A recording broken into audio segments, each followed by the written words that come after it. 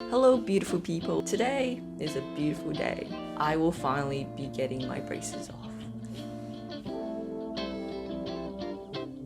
I will rise up from my cocoon and become a beautiful butterfly.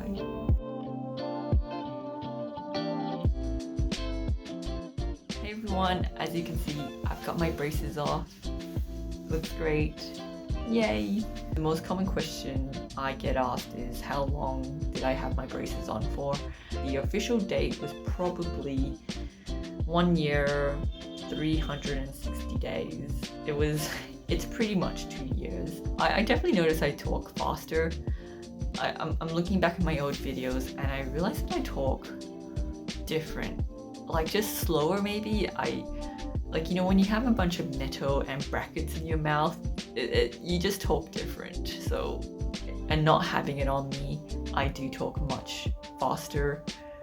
I don't know if I pronounce things any better, but I do talk faster without having braces on. I think the most common thing I see about people who do braces video is, do I miss having braces?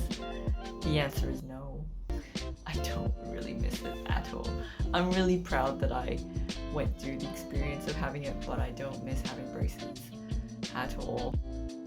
After getting my braces off, they do a mold of your teeth. So that mold is there so they can create, I guess, some sort of bracket. What's the thing called? Like a mouth guard to help keep it aligned after having braces on. It looks like, I don't know, it looks like Invisalign and it fits perfectly to my teeth. I'm meant to be wearing this every day for 3 months after having my braces off, only during the nighttime. So only when I'm about to sleep, I'm meant to put this on for the next 3 months. And one of the things that I noticed on the tray when I was going to leave, I saw my mold here and I asked the lady if they were going to keep it, and she said, no, you can have it. We actually throw these things away, which was a bit of a shock for me because I don't know why. I just kind of thought they were just going to like a wall full of teeth, like, you know, real serial killer vibes. It was just like this trophy wall. I'm guessing that's just not how it works in practices. I kind of wish had I known, in hindsight, had I known that they were just going to throw these things away, I would have got my old molds, because that's something that I would have really liked to have seen. Because then I would have had both and be like, this is what I used to look like. This is what I look like now. I mean, I don't have it, so, and I don't think they have it, so that's something I would just have to think about. During the time of when I had my braces, I was very much obsessed with wanting to document my teeth. I was taking photos, and I only really did this for like the first 3 months, and after that I stopped. I took photos like every day and like different angles of myself, and then I kind of had this idea that I was gonna like montage it, create a little gif out of it.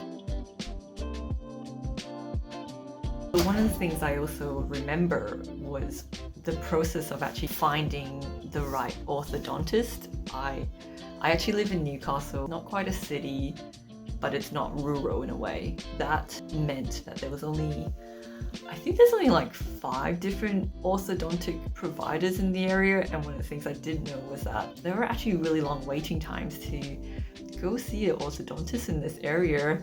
One of the things I probably say is if you're living in Newcastle, start looking early. Like, there are places where there's a 2-year waiting list. Like, honestly, they must be very good at their job to have like a 2-year waiting list. One of the tips that I would say, go look early. Your health insurance, because you probably get health insurance to help pay off these braces. That's all paid for. It's all, there's like a 12-month waiting list, but you can start looking within the first 12 months because it's all covered under the dental part. Like, I had my premolars removed when I was much younger, and so I had to get my premolars removed as part of this process. That sort of made the decision making of which orthodontist or dentist I should go for a little bit more difficult. I think I went to a total of 5 different places to get different ideas of what they would recommend. 2 being from Sydney. I ran out of places that would still offering dental treatments within the time frame that I wanted, which was kind of like within that first year, within the second year having my health insurance. So I was in this dilemma of one of the orthodontists wanted to remove the ones at the back and keep the ones at the front. And then I had another set of orthodontists saying, nah, you should remove the ones at the front. So I was kind of a little bit confused with that process. Going, well, which one's better?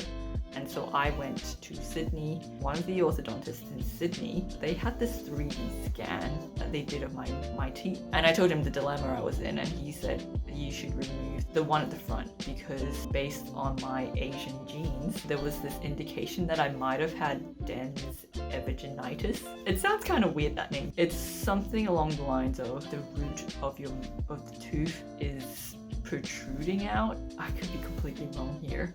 This is just like old memories that I'm digging back like 2 years ago. There's like a little bulb, and should that ever break off, it's actually exposing the root of your tooth. So that's kind of like a risk. And so I actually when I saw this 3rd orthodontist in Newcastle, one of the first things he just pointed out was that yeah, you should remove the premolar at the front because there's an indication of dens evaginitis. And I had not told him anything about that sort of knowledge. But this is also an Asian orthodontist, I should probably point out. So that's when I knew that's the guy. You're the one to help me out with this whole process. So that was really my decision making for being an orthodontist.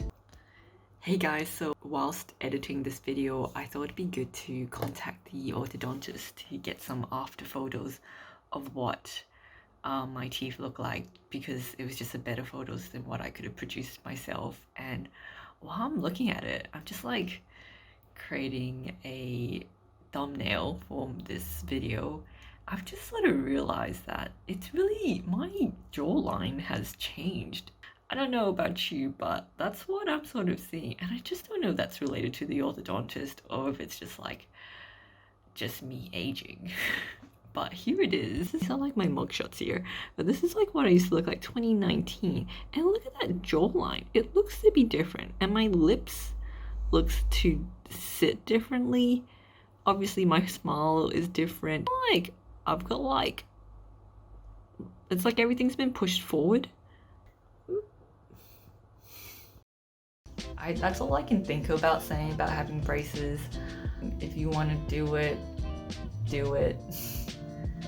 I think there's a lot of hurdles that stops people from wanting to have braces on.